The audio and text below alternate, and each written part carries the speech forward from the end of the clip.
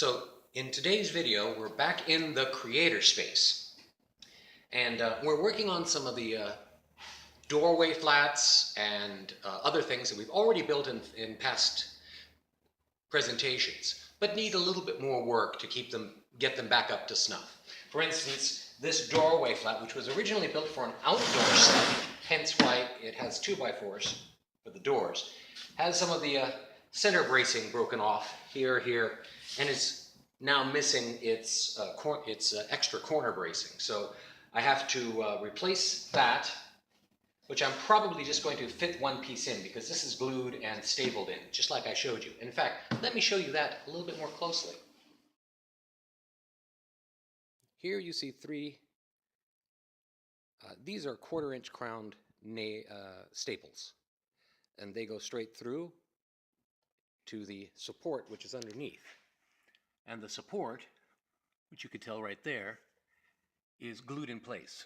Now, right here, some of that glue has come out, and the wood has cupped a little bit right there. So one of the repairs that I have to make is to screw that back down. Over here we see that this piece snapped right off, but here is the staple that held it in place. And there's the old glue line. Other than that, this is in pretty good condition. I just have to fix that up, repair the base down here, which is being held together by this 1x4 for transport, and then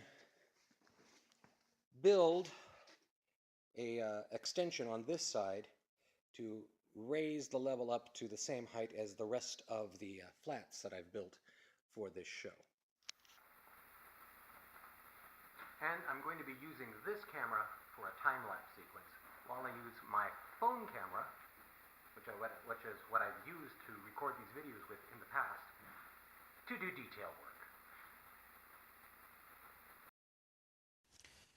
And I'm finally putting my bench box with wedge vise to use the way I had intended out in the field. One of the problems this unit is having is everything has come loose here and here at the very top, and the same thing on the other side. And that's because these 1x4s here no longer are gripping onto these 1x4s here because these have started to split. So part of what I have to do is first tack this down, then get those corner braces that I've been talking about into this position. In fact, you can see where an old corner brace is right there. That was probably part of the problem. And then I can get the whole thing back into square and sturdy, because I have to build another 2 foot, maybe 2 foot 2 inches of extension to make this match the rest of the wall.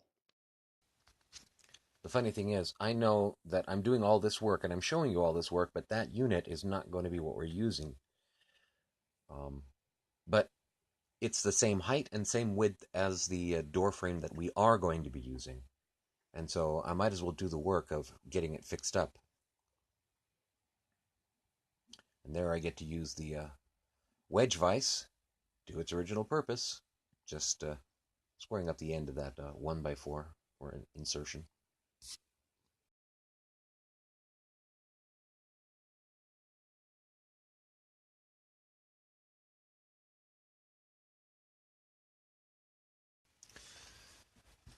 And we're using screws here, even though I would prefer to once again make staples, the preferred fastener. So now I'm setting this in place.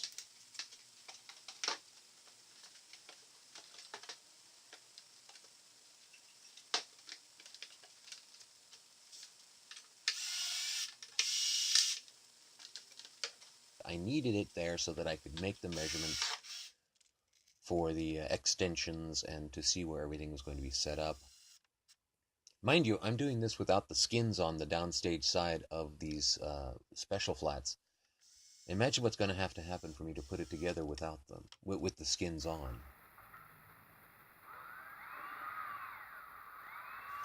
Now in this case we are using screws, and we always use screws to hold the flats together.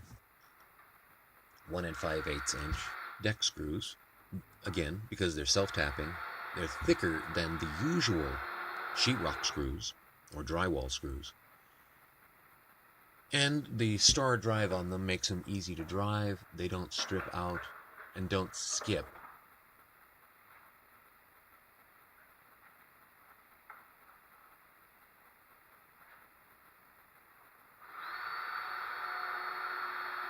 Now what I'm doing here is making sure that the screws are going in through the cross members of the doorway.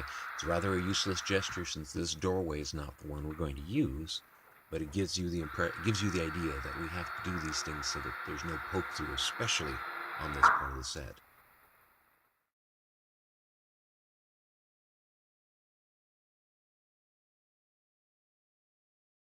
Now, having measured the top, I know that it is not going to be 2 feet. It's going to be 13.5 inches. And taking off two 3/4 inch side pieces, that gives us 12 inches. That's a nice even number to cut. And after cutting up the cross members and the side pieces, I also cut some 48-inch pieces of 1x4 to make the top frame.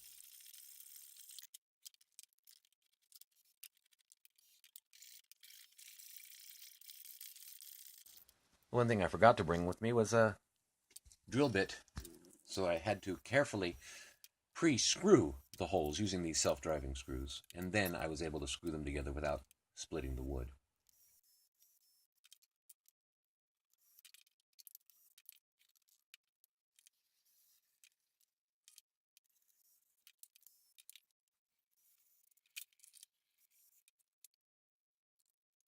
Made sure I used my square to keep everything nice and square, everything nice and straight. And once again, going back to this, that doorway is the same height as the unit that we are going to use. We're just waiting for it to come back from a loan out to another theater company, actually a theater school. And so as long as I have the height correct and the width correct, then I can make all these other prefabs ready. And then once the door comes in, which is going to be in a few seconds for you, I can get everything set with relative ease. And so our loan out door was finally received back. It's in much better condition than the one that I was using for the measurements and for setting things up. It still needs a couple of cross braces, but there's a gusset in the middle of one of the cross bracings already. That makes it a little bit stronger. It's still 2x4 all the way across and up and down for outdoor shows. But I'm switching it out because the door hinges on the one side of the existing or the unit in place are on the wrong side. We routed out the door hinges and we had to route out a door stop on the other side, and they're just on the wrong side for what we want to do. So I remove all the old Phillips head screws, and then I rip off the old 1/8 of an inch thick plywood. We call it Luan here in America. And get ready to replace it with the 3/16 or nominally 1/4 inch plywood. And here I laid down a full 4x8 sheet of, I'm going to call it 1/4 inch plywood. It had been used in a previous production. There is, in fact, 1/4 of the British flag on the back of it. It had been used for a show called Charlie's Aunt. Here I am making some 5/16 to 1/2 inch, I can't remember, holes as a marking guide and to allow my jigsaw in. Made sure that I marked it along the outside edges of those holes and just cut out the door. It's a rough cut, and then at the very end I have to cut off the little bits. And then I cleaned up that cut with a block plane. And then, even though it's on the wrong side, this doorway unit can be switched back and forth because we didn't miter out the hinge plates. So all I have to do is reverse the door latch, reverse the direction of the hinges, put the door stop on the other side of the door, and screw everything back together. It's been done before, so this unit it's pretty simple with this unit.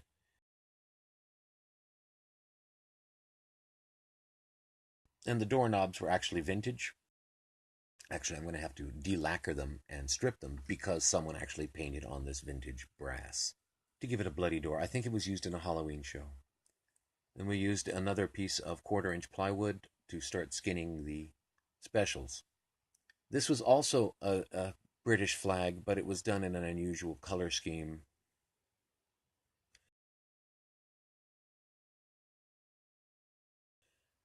Now here's how you square up a flat.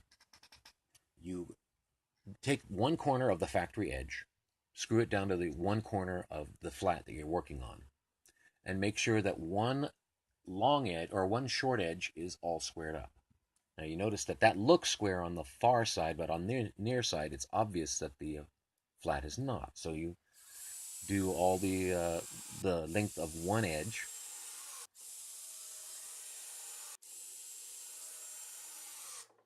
Then you go to the other end of the flat and you pull it and hold it in place while you screw a fastener into the frame wood through the plywood, and that is how you square up a frame. And you finish fastening the rest of the plywood to the frame, either by screws or by staples. And then for me, I just did a little bit of block planing to put a bevel on the skin. It's not going to be a lot, and a lot's going to be covered up by tape, but I just want that gap to be as narrow as possible once I put it in place. Then I trim up the top, but it's not going to, again, be that important because as soon as I get done with this, I'm installing some crown molding that we have attached to 1x4. We've used it before in other productions, and it's going to be used in this one. That's how we'll even up the top.